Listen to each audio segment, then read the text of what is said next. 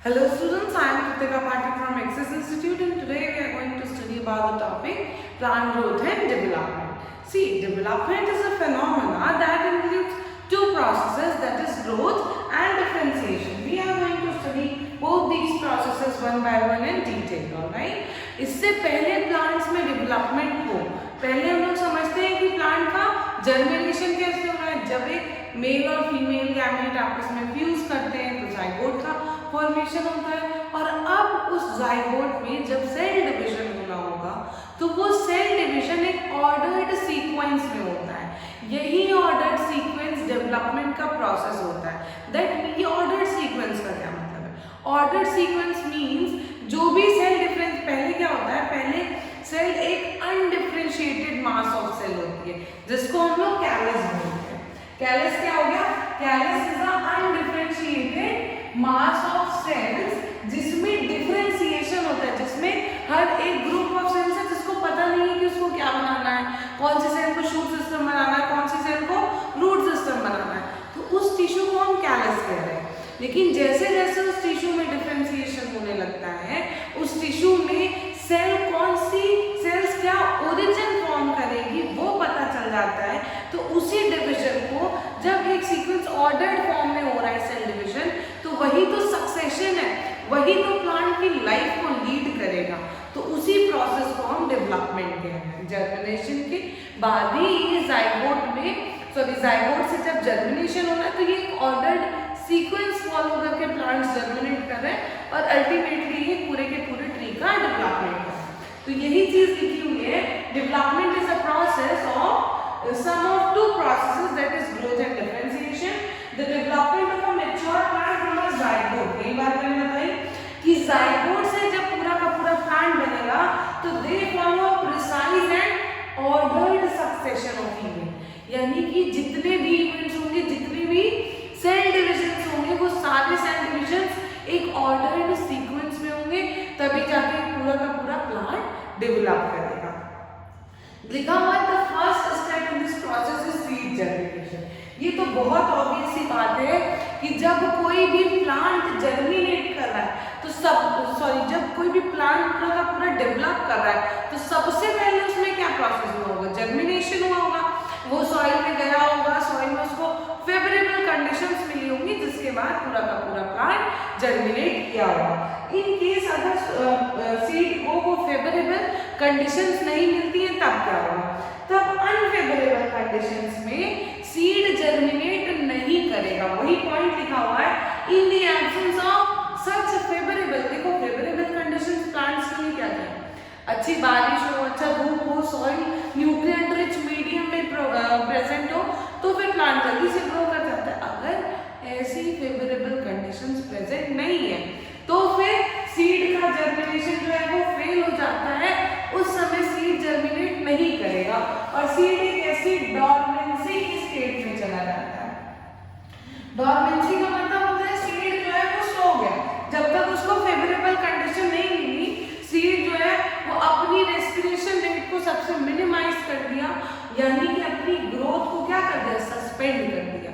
उसने अपने ग्रोथ को रोक दिया क्योंकि उसको पता है कि ग्रोथ होगा तो क्योंकि सेल डिवीजन होगी और सेल डिवीजन के लिए एनर्जी चाहिए, एनर्जी के लिए खाना बनाना है और फोटोसिंथेसिस करने के लिए फेवरेबल कंडीशंस चाहिए, सनलाइट चाहिए, वाटर चाहिए, कार्बन डाइऑक्साइड।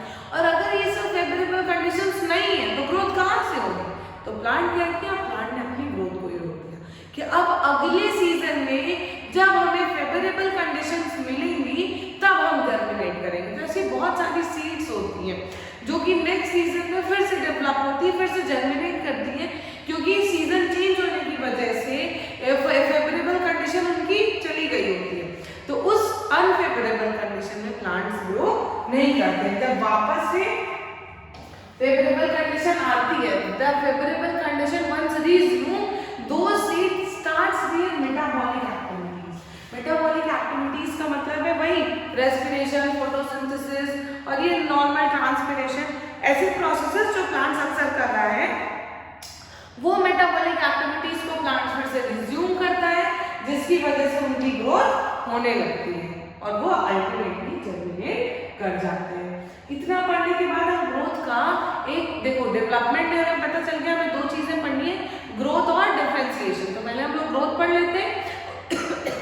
उसके बाद हम लोग डिफरेंशिएशन पढ़ेंगे।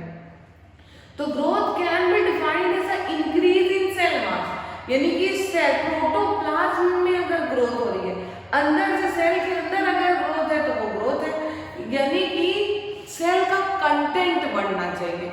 वो कंटेंट प्रोटोप्लाज्मिक कंटेंट होगा और उसी प्रोटोप्लाज्मिक कंटेंट के इंक्रीज को हम ग्रोथ कह रहे हैं।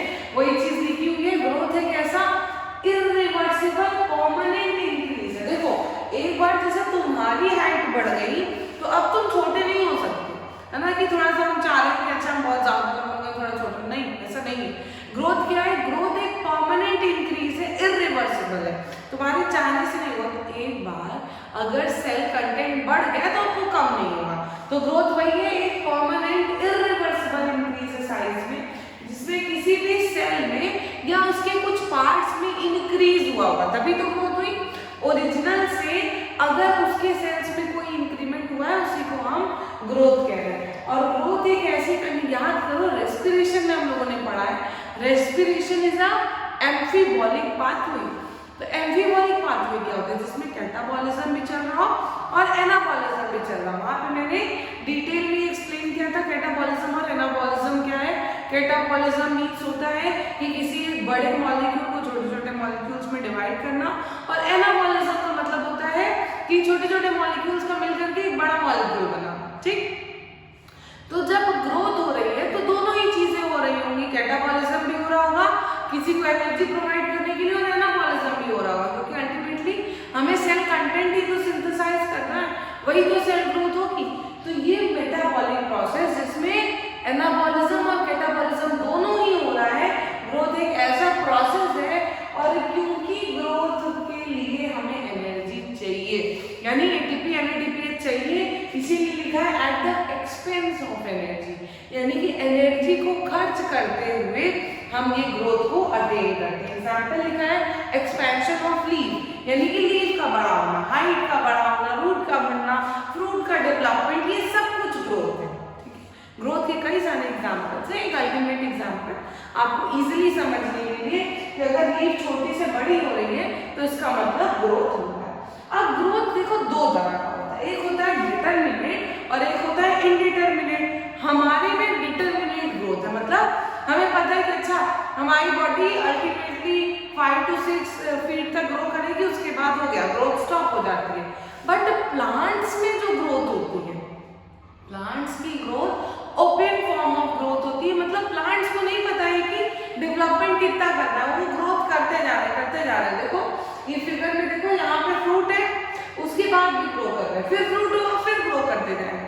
तो प्लांट्स में जो ग्रोथ है वो इनडिटरमिनेट है, प्लांट्स में ग्रोथ होती जाएगी, और ऐसे फॉर्म ऑफ ग्रोथ को हम ओपन फॉर्म ऑफ ग्रोथ कह रहे हैं। अब बात करते हैं ये ग्रोथ हो क्यों रही है, क्योंकि प्लांट हमें क्यों नहीं हो रही है, प्लांट्स में एक ऐसे टिश्यूज प्रेजेंट है जिसको हम मेरिस्टेमेटिक टिश्यूज कहते हैं, and these meristematic tissues are responsible for unlimited growth in the plant. और ये मेरिस्टेमेटिक टिश्यूज प्लांट के शूट एपेक्स, यानी कि वो जो एकदम टिप ऑफ द शूट है वो वहां पे भी प्रेजेंट है, और रूट एपेक्स यानी रूट में जो एकदम लास्ट वो पॉइंट होगा जहां से ये वाला पॉइंट रूट एपेक्स इसको बोलते हैं, जहां पे रूट और आगे की तरफ जर्मिनेट कर रहा होगा।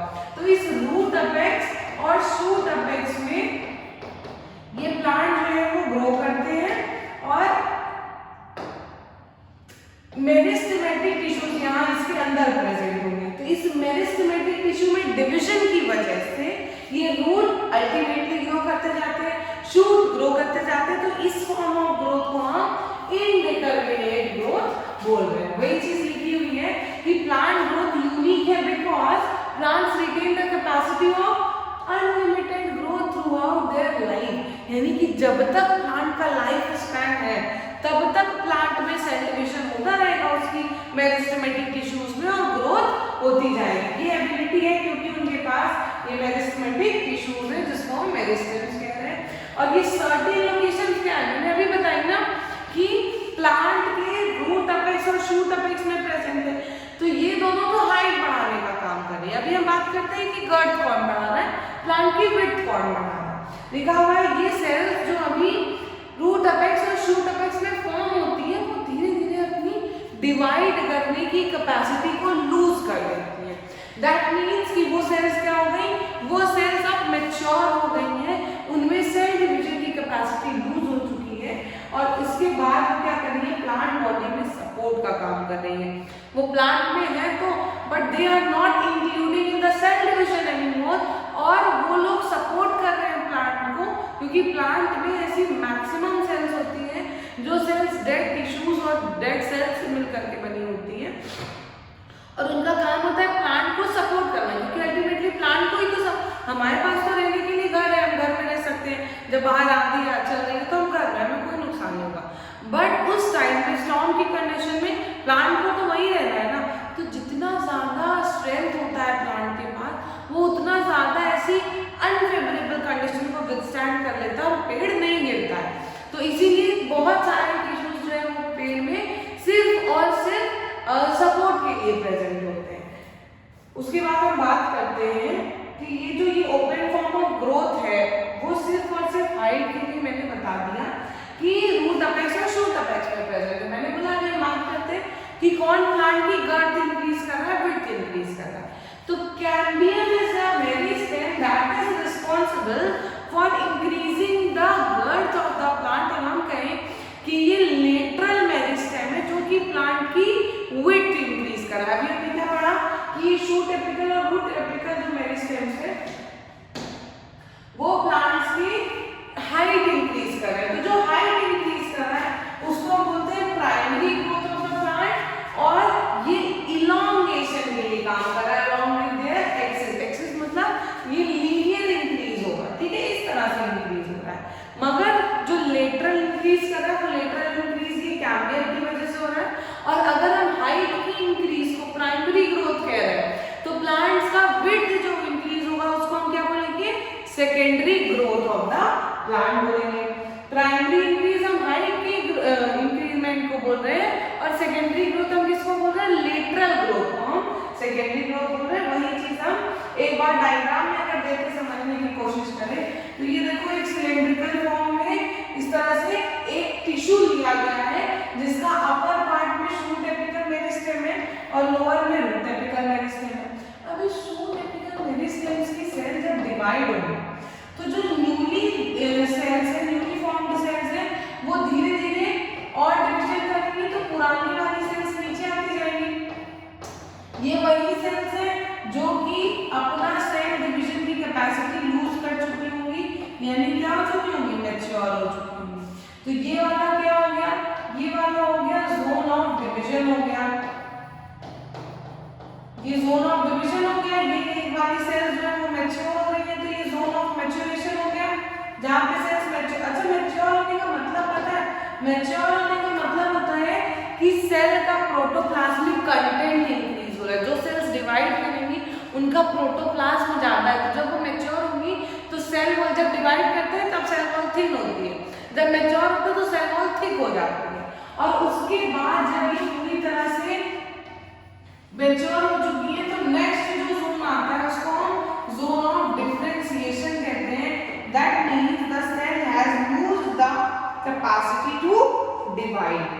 मैच्योरेशन में सेल्स अभी कैपेसिटी हो सकता है वो वापस से डिवाइड कर सके, अभी सेल वॉल थिक होगी under certain circumstances, but differentiation में वो पूरी की पूरी कैपेसिटी अपनी सेल वॉल की लूज कर चुकी होती है। तो ये तीन जोन्स होते हैं सेल डिवीजन के। तो ऊपर वाला अगर ये शूट मेरिस्टेम है तो नीचे वाला क्या हुआ, रूट मेरिस्टेम हुआ। तो these are responsible for increasing the height of the plant, यानी कि वो इलॉन्गेशन में हेल्प कर रहे हैं, वो प्लांट को एक्सियल ग्रोथ करा रहे हैं, प्राइमरी ग्रोथ के लिए रिस्पांसिबल। और यहाँ देखो इस तरह से कैम्बियम बना हुआ, तो कैम्बियम क्या करा हुआ है, cambium is responsible for lateral growth of the plant. वो प्लांट की गर्थ को इंक्रीज कर रहा है, उसकी विड्थ को इंक्रीज कर रहा है। This is the role of shoot apical meristem, root apical meristem and vascular cambium. हम लोग बात करते हैं कि ग्रोथ को मेजर कैसे करते हैं। देखो जैसे हम लोग सब्जी खरीदने जाते हैं तो या फल खरीदने जाना है तो हम बनाना को कैसे डजन में काउंट करते हैं, एप्पल को हम केजीज में परचेज कर रहे होते हैं। तो हर अलग अलग चीज को अलग अलग तरीके से जैसे हम मेजर कर रहे हैं। तो फॉर एग्जाम्पल आपको पॉलन, आपने पढ़ा होगा कि पॉलन ट्यूब जो है वो जर्मिनेट करता है, ठीक है, इस तरह से। तो हमको ये पॉलन ट्यूब की ग्रोथ अगर देखनी है तो हम इसका मेजरमेंट सेंटीमीटर या मिलीमीटर में करेंगे, उसमें उस समय लेंथ में मेजरमेंट हो रहा होगा, ठीक। अगर हम वाटरमेलन का ग्रोथ देख रहे हैं तो वो हम वेट करेंगे कि उसमें कितना ज्यादा वेट इंक्रीमेंट हुआ। अगर हम कोई और छोटा सेल देख रहे हैं तो उसमें हम सेल नंबर काउंट कर सकते हैं। तो कहने का मतलब ये है कि ग्रोथ को मेजर करने के तरीके अलग अलग हैं, ठीक है। अलग अलग फॉर्म ऑफ ग्रोथ में हम अलग अलग तरीकों से मेजर करते हैं। और सेलुलर लेवल पे ये जो प्रोटोप्लाज्म इंक्रीज, इसी को हम ग्रोथ कह रहे हैं। और इसको हम मेजर कैसे कर रहे हैं, बाय इंक्रीज। अच्छा, ये फ्रेश वेट और ड्राई वेट क्या होता है, इसको भी मेजर करना, ये भी एक मेजरमेंट का तरीका है। जिस मेजरमेंट में वाटर इंक्लूडेड हो उसको हम फ्रेश वेट बोल रहे हैं, और जिसमें हम वाटर को एक्सक्लूड करके सिर्फ प्रोटोप्लाज्म में वाटर का कंटेंट माइनस करके जो वेट करेंगे वो वेट ऑफ ड्राई वेट है। उसमें जितना इंक्रीज हो रहा है उससे भी हम ग्रोथ मेजर कर सकते हैं। लेंथ, एरिया, वॉल्यूम और सेल नंबर, ये सब वेरियस पैरामीटर्स हैं to measure the growth rate of the plant. और उसके बाद हम बात करते हैं कि ये जो मैंने बोला था zone of formation, elongation, maturation और डिफरेंशिएशन, ये डिफरेंट जो फेजेस हैं ग्रोथ के, उन फेजेस में ये जो सेल्स हैं जब तक ये जोन ऑफ डिवीजन में, तब तक वो सेल्स कॉन्स्टेंटली डिवाइड कर रहे हैं। और उनके कॉन्स्टेंट डिवीजन की वजह से ये सेल्स को हम क्या बोल रहे हैं, मेरिस्टेमेटिक फेज ऑफ ग्रोथ बोल रहे हैं। यहाँ पे जहाँ पे वो कॉन्स्टेंटली डिवाइड कर देंगे, इस फेज को हम बोल रहे हैं मेरिस्टेमेटिक फेज ऑफ ग्रोथ। और ये ग्रोथ मैंने अभी बताई, ये सेल्स कैसी हैं, इन सेल्स में प्रोटोप्लाज्म का कंटेंट बहुत ज्यादा है और इनकी जो सेल वॉल है वो बहुत थिन है। वही चीज लिखी हुई है, they reason are rich in protoplasm and possess large conspicuous nuclei. ज्यादा बड़ा न्यूक्लियस होगा तभी तो सेल डिवीजन हो रहा है, क्योंकि न्यूक्लियस क्या होगा, माइटोटिक डिवीजन में वो हाफ हाफ पार्ट में डिवाइड होता रहेगा। उसके बाद लिखा हुआ है कि सेल वॉल्स जो मेरिस्टेमेटिक टिश्यूज में वो सेल वॉल्स क्या है, प्राइमरी नेचर की है, जिसमें सेल्यूलोज बहुत ज्यादा है। प्लाज्मोडेस्मेटल कनेक्शंस, यानी कि प्लांट्स में सेल टू सेल जो कनेक्शन होता है उसे हम प्लाज्मोडेस्मेटल कनेक्शंस बोलते हैं। और न्यूली फॉर्म्ड सेल में या न्यूली डिवाइडिंग सेल्स में ये प्लाज्मोडेस्मेटल कनेक्शन, सेल्यूलोज के कंटेंट ये सब ज्यादा होता है। उसके बाद हम बात करते हैं ये जोन ऑफ डिफरेंशिएशन, मैच्योरेशन और इलॉन्गेशन हमने देख लिया है।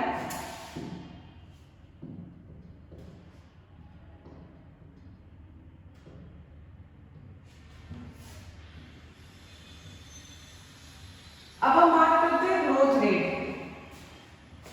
ग्रोथ रेट क्या है, ग्रोथ रेट, देखो रेट जब हमें मेजर करना है तो रेट का मेजरमेंट हम कर रहे हैं, किसी भी चीज को जब हम टाइम से डिवाइड कर देते हैं तो हम उसे measurement of per unit time कह रहे हैं। तो हम जब ग्रोथ को पर यूनिट टाइम में मेजर कर रहे हैं तो उसे हम ग्रोथ रेट कह रहे हैं, ठीक है। तो ग्रोथ दो तरह की हो सकती है, या तो ज्योमेट्रिकल ग्रोथ होगी या फिर अर्थमेटिक ग्रोथ होगी। तो सबसे पहले हम अर्थमेटिक ग्रोथ रेट पर लेते हैं। अर्थमेटिक ग्रोथ रेट में कोई एक सेल जो होगी वो कंटिन्यूअसली डॉटर सेल का फॉर्मेशन करती जाएगी। बाकी आप इधर वाली सेल को देखिए तो एक सेल जो है वो मैच्योर हो चुकी है, ये वाली सेल वो मैच्योर हो चुकी है, वो कोई भी डॉटर सेल का फॉर्मेशन नहीं कर रही है। बट ये वाली सेल ने इसको बनाया, फिर इसने इसको, इसने इसको, इस तरह से ये डिवीजन जो है वो होता जा रहा है। इसका मतलब जब हम इसे ग्राफिकली प्लॉट करेंगे, यानी कि एक सेल तो मैच्योर हो चुकी है बट बाकी की cells are constantly dividing into other daughter cells. तो इसका मतलब है कि ये जो ग्रोथ है वो लगातार होता जा रहा है। और इसी फॉर्म ऑफ ग्रोथ रेट को हम अर्थमेटिक ग्रोथ रेट बोलते हैं। अब इनिशियली प्लांट की कोई तो हाइट है, क्यों हमने ये जीरो से नहीं मेजर कर दिया, क्योंकि प्लांट की जो भी इनिशियल लेंथ रहेगी उसको हम L0 से डिनोट कर रहे हैं। और उसके बाद आफ्टर टाइम t हमें जो निकालना है ये हमने L0 से इनिशियल जो प्लांट की ग्रोथ है वो डिनोट कर दी। उसमें जितना भी ग्रोथ हुआ होगा, ग्रोथ रेट को हम r से डिवाइड कर रहे हैं, डिनोट कर रहे हैं, और टी मतलब जितने टाइम टी के बाद हमें पता करना है कि प्लांट की फाइनल हाइट कितनी है, तो हमें length after time T of the plant पता चल जाएगा। तो ये जो इनिशियल है, इनिशियल 0 तो रहा नहीं होगा, इसीलिए हम उसको L0 से डिनोट कर रहे हैं। This form of growth is arithmetic growth. And अब हम लोग बात करते हैं एक्सपोनेंशियल फॉर्म ऑफ ग्रोथ की, या फिर ऐसा कहें लॉग फेज ऑफ ग्रोथ। तो इसमें क्या होता है, इसमें जो सेल डिवीजन स्टार्टिंग में आप ग्राफ में देखो तो यहाँ पे जो सेल डिवीजन है ये स्टार्टिंग में बहुत स्लो, उसके बाद डिवीजन बढ़ता जा रहा है और अल्टीमेटली एक स्टेबल फेज में आ जा रहा है। तो ये जब डिवीजन स्लो है तो उसे हम लैग फेज कह रहे हैं, एक्सपोनेंशियल फेज को हम लॉग फेज कहते हैं। और स्टेशनरी फेज में डिवीजन हो तो रहा है बट ग्रोथ नहीं इंक्रीज हो रही है, क्योंकि जितनी सेल डिवाइड हो रही है उतनी सेल डेथ भी हो जा रही है। अब बात करते हैं कि सेल डेथ हो क्यों रहा है, क्योंकि रिसोर्सेज अनलिमिटेड नहीं प्रेजेंट है एटमॉस्फेयर में। रिसोर्सेज लिमिटेड है तो सेल डिवीजन अनलिमिटेड नहीं हो सकता, इसीलिए जो ग्रोथ है वो स्टार्टिंग में तो बहुत तेजी से हुई लेकिन फिर स्टेबल हो गई। तो यही स्टेबल होने का रीजन ही है कि रिसोर्सेज जो है वो कम हो गए, जिसकी वजह से ग्रोथ जो है वो स्टेबल हो गई। और इस फॉर्म ऑफ ग्रोथ को हम एक्सपोनेंशियल फॉर्म ऑफ ग्रोथ या ज्योमेट्रिकल ग्रोथ बोल रहे हैं। तो लिखा हुआ इनिशियली जो है वो ग्रोथ बहुत स्लो होगी लेकिन धीरे धीरे ग्रोथ बढ़ती जाएगी, इसी को हम लॉग फेज या एक्सपोनेंशियल फेज बोल रहे हैं। और इस एक्सपोनेंशियल ग्रोथ को जब हम एक्सप्रेस करेंगे तो ये देखो W1 जो है वो कोई भी चीज हम मेजरमेंट कर ले सकते हैं, चाहे हाइट, चाहे वेट, चाहे लेंथ, कुछ भी। तो वो जब हमें निकालना है तो इनिशियल जो होगा उसे हम W0 से डिनोट कर रहे हैं। W0 और E क्या है, वो नेचुरल लॉगरिथम है और उस E की पावर पे जो हमने RT निकाला था इससे पहले अर्थमेटिक ग्रोथ में, R for growth rate and T for time. तो उस टाइम T में जितना भी ग्रोथ हुआ होगा R से जिसे हम डिनोट करें उसको हम नेचुरल लॉगरिथम से अगर मल्टीप्लाई उसकी पावर पे रख दें और इन दोनों को मल्टीप्लाई कर दें W0 और E को, तो हमको कितना फाइनल वेट है या हाइट है ये हमें इस ज्योमेट्रिकल ग्रोथ रेट में पता चल जाएगा। बात करते हैं नीट में लास्ट ईयर क्वेश्चन कहाँ से पूछा था, ये जो ये E दिख रहा है ना, ये वही क्वेश्चन था कि what does this E stands for, और 4 ऑप्शन थे। देखिए यहाँ पे आपको लिखा हुआ है बेस ऑफ नेचुरल लॉगरिथम, ये सही ऑप्शन है, बाकी के ऑप्शन थे base of natural algorithm, base of even algorithm, ऐसा करके 4 ऑप्शन थे। आपको सही ऑप्शन बताना है कि base of natural logarithm is stand for E। ये चीज याद रखनी है, लाइन बाय लाइन क्वेश्चंस हमेशा नीट में पूछ सकता है। अब बात करते हैं एफिशिएंसी इंडेक्स की। एफिशिएंसी इंडेक्स का क्या मतलब होता है कि जो सेल साइज इंक्रीज हुआ, जो प्लांट में नया प्लांट मटेरियल ऐड हुआ, उसको मेजर करना हम एफिशिएंसी इंडेक्स के थ्रू करते हैं। यानी इनिशियल कुछ रहा होगा, उसमें नया कितना बन गया, वो उस प्लांट की एबिलिटी है कि उसने नया प्लांट मटेरियल कितना प्रोड्यूस किया। ये क्या लिखा हुआ है, रिलेटिव ग्रोथ रेट लिखा है। रिलेटिव का मतलब होता है इनिशियल की relation with respect to the initial, अभी फाइनल कितना नया प्लांट मटेरियल इंक्रीज हो गया, उस नए प्लांट मटेरियल के इंक्रीमेंट को हम एफिशिएंसी इंडेक्स कह रहे हैं। देखो इन दोनों में से एफिशिएंट कौन है, लीफ ए है कि लीफ बी है, पहली बात तो दोनों में ग्रोथ कितनी हुई, अभी फाइनल की दिखा रहा है 10 सेंटीमीटर है, ठीक है, तो 10 सेंटीमीटर है, शुरुआत में 5 था, कितना एरिया बढ़ा इसका 5 सेंटीमीटर स्क्वायर, इसमें अभी कितना हो गया 55 सेंटीमीटर स्क्वायर का, उसमें से इनिशियल कितना था 55 सेंटीमीटर स्क्वायर का था, तो हुआ कितना, ये भी 5 सेंटीमीटर स्क्वायर का हुआ। तो दोनों में ग्रोथ तो हमको सेम एरिया 5 सेंटीमीटर स्क्वायर की देखने को मिल रही है, बट कौन सा प्लांट ज्यादा एफिशिएंटली प्लांट मटेरियल को ऐड किया, हम वो बात करते हैं कि किसका एफिशिएंसी इंडेक्स ज्यादा है, किसने ज्यादा नया प्लांट मटेरियल प्रोड्यूस किया। तो उसके लिए हम ग्रोथ का परसेंटेज निकालेंगे कि ये किस परसेंटेज से ग्रो कर रहे हैं। देखो ये कितना ग्रो किया है 5 सेंटीमीटर स्क्वायर, इनिशियल कितना था 5 और हमने उसको परसेंट निकाला तो कुछ भी 100 से इंटू करते हैं, हो गया, इसमें ग्रोथ हुई है लीफ ए में 100%। अब लीफ बी की बात करते हैं, उसने 5% ग्रोथ किया, इनिशियल कितना है 50 है, और अब अगर हम उसमें ग्रोथ परसेंटेज निकालेंगे 10% बचा, तो लीफ ए में जो ग्रोथ हो रही है वो 10% ग्रोथ हो रही है, और लीफ बी में 10% हो रही है, और लीफ ए में 100% ग्रोथ हो रही है। तो leaf A is more efficient in increasing the new plant material as compare to leaf B.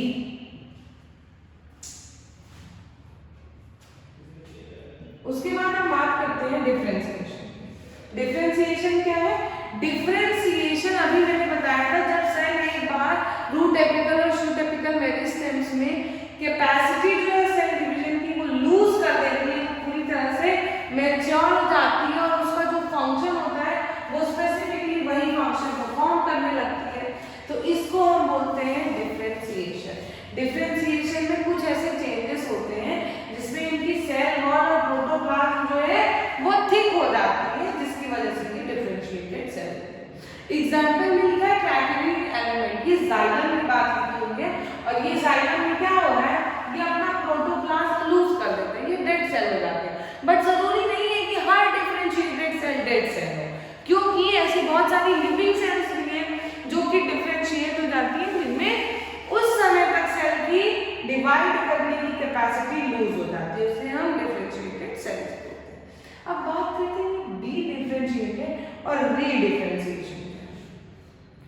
D differentiation का मतलब होता है जिन सेल में एक बार कैपेसिटी जो है वो लूज हो चुकी थी डिवाइड होने की, अंडर सर्कमस्टेंसेस वो कैपेसिटी वापस से रीगेन होती है, तो उसको हम बोलते हैं डी डिफरेंशिएटेड सेल। सपोज करो कि कोई प्लांट से जिसमें इंजरी हो गई, उस प्लांट को किसी ने नाइफ से कट कर दिया, कुछ दिन बाद वहां पे वापस से सेल जो है वो फॉर्मेशन हो गया सेल का, तो वहां पे डी डिफरेंशिएशन हो गई। उस स्टेम पर्टिकुलर स्टेम में डिवीजन की कैपेसिटी लूज हो चुकी थी, बट जब प्लांट को इंजरी हुई तो फिर से वो वापस से अपनी कैपेसिटी रीगेन किए, और इस मेथड को हम डी डिफरेंशिएशन कह रहे हैं। एग्जांपल में लिखा है इंटरफेसिकुलर कैम्बियम के बारे में। ये कौन कैम्बियम जो है वो फुल्ली डिफरेंशिएटेड पैरेन्काइमा सेल होती है, यानी कि वो पैरेन्काइमा की कैम्बियम सेल्स जो कि लेटरल ग्रोथ के लिए रिस्पांसिबल होती है, वो फुल्ली डिफरेंशिएट होने के बाद भी अगर उन प्लांट्स में इंजरी होती है तो वो फिर से ग्रोथ करा देती है, और यही होता है डी डिफरेंशिएशन। तो अब ये री डिफरेंशिएशन क्या होता है? री डिफरेंशिएशन उन्हीं सेल्स में होता है जिनमें डी डिफरेंशिएशन हो चुका रहा होगा।